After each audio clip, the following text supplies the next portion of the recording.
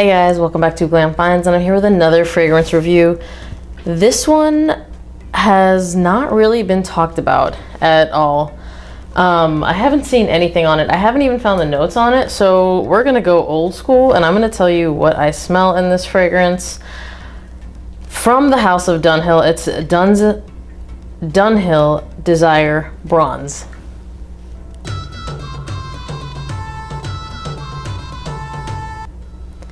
Now, they have done a ton of these bottles. Bronze threw me off when I saw it on, it was on Fragrance Net. I was scrolling through the new releases and I found it and I was like, you know, I don't have any one of these flask bottles. I had Desire, the red one, I think the OG back in the day, but I got rid of it. So I was like, let's see what Bronze smells like, just because there's no notes and sometimes that can be a little bit exciting.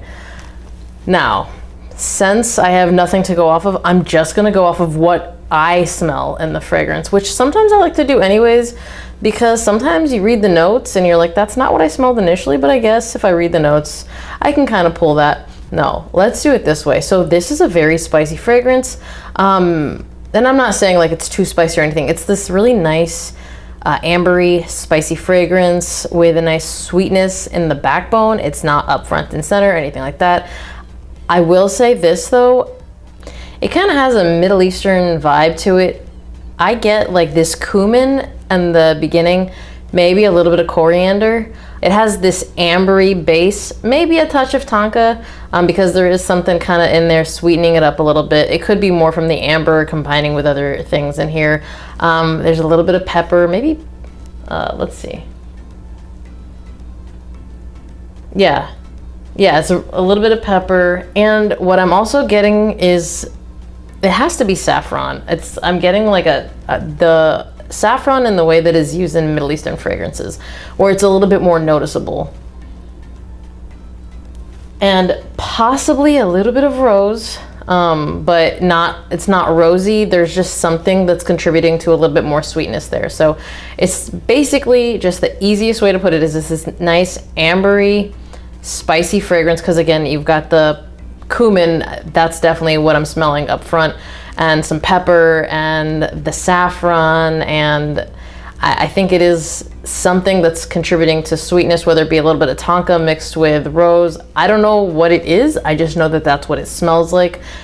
Kind of smells like they combine those notes. Now, the easiest way to put this is if you took, and I'm not saying it smells like this, but this is kind of the ballpark in which it's in. This is just kind of the vibe that I get from it. If you took Paco Rabanne 1 million, you decided to put a Middle Eastern twinge on it and kind of make it a little bit more grown.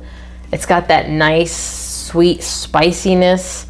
And again, that Middle Eastern flair to it. I really get that Middle Eastern vibe. I mean, I can't be wrong about this.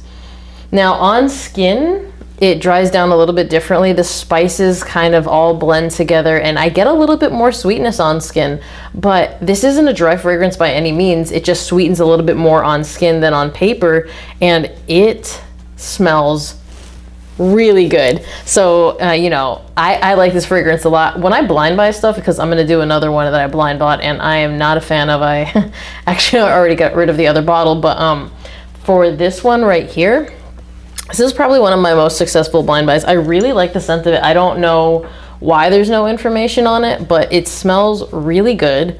Now let's talk about performance. I get at least a full work day off of it. I would say probably more in the 8 to 9 hour range, maybe a little bit longer. On my skin, it actually lasted over 9 hours. It was more 10 hours, but at the last couple of hours, it was a skin scent. You know, you had to kind of dig your nose in to pick it up. It projected well, but it was more of a sillage thing than anything else. And I'm not gonna say it was a beast.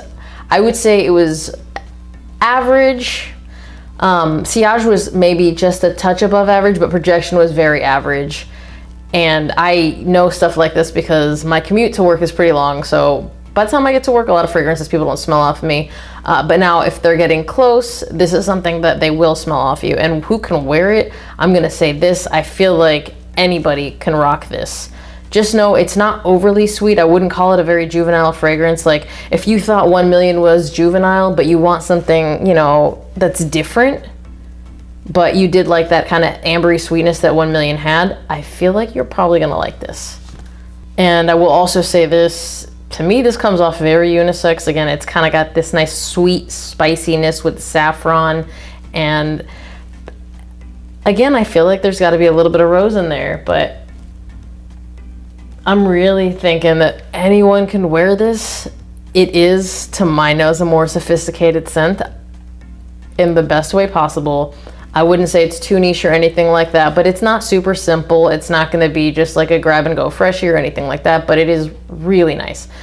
So when could you wear this? To me, this is the epitome of a date night fragrance. It is fall winter, but I feel like you could do fall, winter, and spring, and maybe if you guys have cool summer nights, I think it will work just fine. I wouldn't really wear it during the day on a hot day, but other than that, like, this is date night fragrance or formal event. Those are the two places I would rock it. I wouldn't necessarily dress it down too much because it does kind of have that formal vibe to it. It smells really good. Date night, it would definitely have somebody come closer to you because, again, it's not a huge projector, but it does smell incredible. I find it to be very sexy. I don't really have anything negative to say. Now, if you want a beast mode fragrance, is this going to be for you? Probably not, but that's not a negative thing for me. I don't want all of my fragrances to project so much. I feel like it's nice to have some that are good without just being too aggressive.